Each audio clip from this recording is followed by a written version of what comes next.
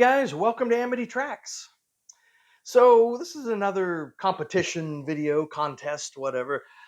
I don't do a ton of them, but every once in a while one comes along that I find interesting, and if I could, come up with some kind of cool stuff, I'll do it. So this one is from Richard McCook. So great channel, you should go check him out. And I've actually participated in one or two other contests of his. So he has three kind of interesting questions and then a bonus question. I don't think I'm going to attempt the bonus question, but I'm going to do the three official questions. Because you have these three questions, and then the bonus question is related to, what do they all have in common? What's the point, I guess? I don't know. My brain hurts. So anyway, but I do want to participate in the actual, official questions because I think they're kind of interesting.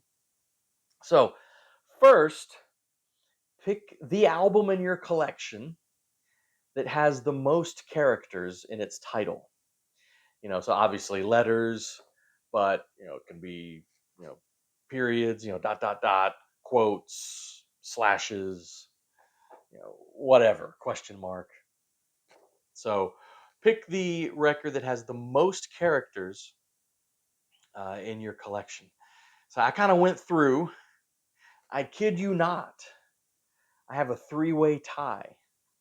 Now, if you go watch Richard McCook's his video, because he obviously answers his own questions, he had more, but or more characters. The highest I got was 45 characters in a title, but I found three records that have 45 characters, depending on what you consider the official title, of these. What was interesting is two of the three are from the same artist, the Kinks. So I have the Kinks' Arthur, or the Decline and Fall of the British Empire. Again, if you count that comma, Arthur, comma, or the Decline and Fall of the British Empire. If my math is right, I was told there was no math, but if my math is right, that's 45 characters. And then, now this is the one where it depends on what you consider the title. Well, a lot of people just call Village Green Preservation Society. But I believe the official title, if I'm not mistaken, is The Kinks Are the Village Green Preservation Society. And if that's the case, I also count 45 characters. Again, you guys can check. And then the third one is Willie Nelson. The official title of this compilation, which I guess, half the planet owns. I don't know if you have any Willie Nelson. Double awesome compilation is Willie Nelson's greatest hits, and then parentheses, and some that will be. Now, this one, they have the character for and here on the title, but on the spine here, and is spelled out. So if you take the spelled out version of and, I count 45 characters here. So I don't know. If I got to pick one, why don't we just toss the Kinks out? Let's go with Willie. All right. But 45 is what I got on that. Okay. Going the second of three questions, go on the other extreme. Which album in your collection has the least number of characters? Its title has the least number of characters in it. So this is interesting. Now, I found two that you could argue have zero characters. Zero. You take the Byrds Untitled. Now, it does say in parentheses Untitled here. The story behind this Byrds album was, I think they had a title, but on the initial box that they turned in, with the tapes, it just said Untitled on it because they were going to give it a title later or something. And the record company just put it out as Untitled. But, and even on the spine, it says in parentheses Untitled. So I guess the official title of this is Untitled. So let's not count that. The other one would be none other than Led Zeppelin 4, as we call it. But as most of you know, there's no writing on the cover, the back, the spine. They did that on purpose. Uh, most people call it Led Zeppelin 4 or Zozo or Four Symbols, but those are all just names that we kind of after the fact reference it. It says Led Zeppelin on the label, but that's the band name. I guess it could be the title, but I don't know. Since most of us call it Four, okay. Here's the official one I got. Now, what's kind of interesting before I get to the official one is Richard McCook in his video. He came up with Peter Gabriel's So, S-O, 2 characters. Peter offers you a lot of 2 character titles. I mean, you could go with So, you could go with Us, you could go with Up, right? But no, I'm not gonna. That's too easy. I'm not gonna piggyback on McCook. So I'm going with another 2 character title as my official entry, and that is Go, G-O, Go. Name of the record, name of the super group. This is a fascinating record. Go.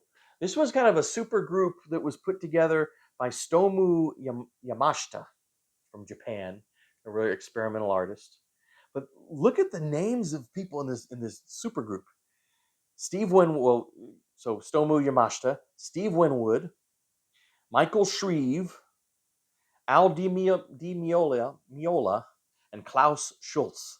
I mean, incredible musicians, all from very disparate, styles and genres, but come together. And this is a great record. It's kind of experimental, but still, it's very listenable too. So Go. That's my 2 character entry. And the third question is pick 4. I don't know if I'm even doing these questions in the right order, but whatever. Pick 4 self-titled records. So 4 records, from bands that, the title of the record is the name of the band. So 4 self-titled records. There's a lot you could choose from, obviously. I tried to find 4 that from bands that I haven't really featured all that much yet, because I don't want to just talk about stuff I already talked about. So, bands that I haven't, maybe a couple of these I will in the future, but I haven't made a video about them yet or anything, or if I've mentioned these records, it was just sort of in passing or quickly. So the 4 I picked, and this could also be in the short, this is also 2 character title, but the band UK, their debut UK. This was this sort of progressive kind of super group, right? John Wetton, Eddie Jobson, Alan Holdsworth, and Bill Bruford. I know they put out some other records, but with some different personnel too. But this is the only one I have.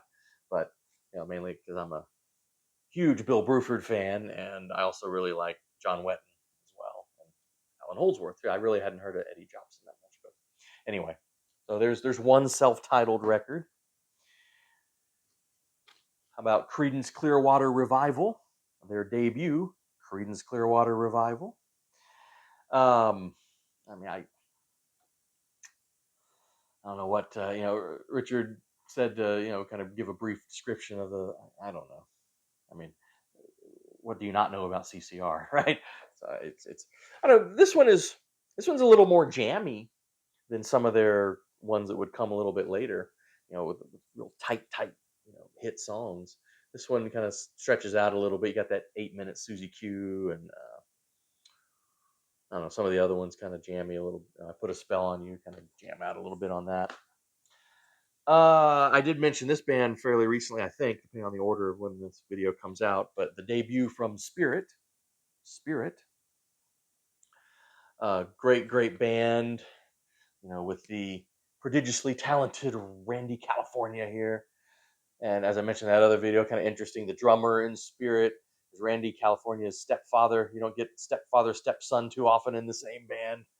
Oh, good, his name's on here, because in the other video I forgot his name. I was drawing a blank.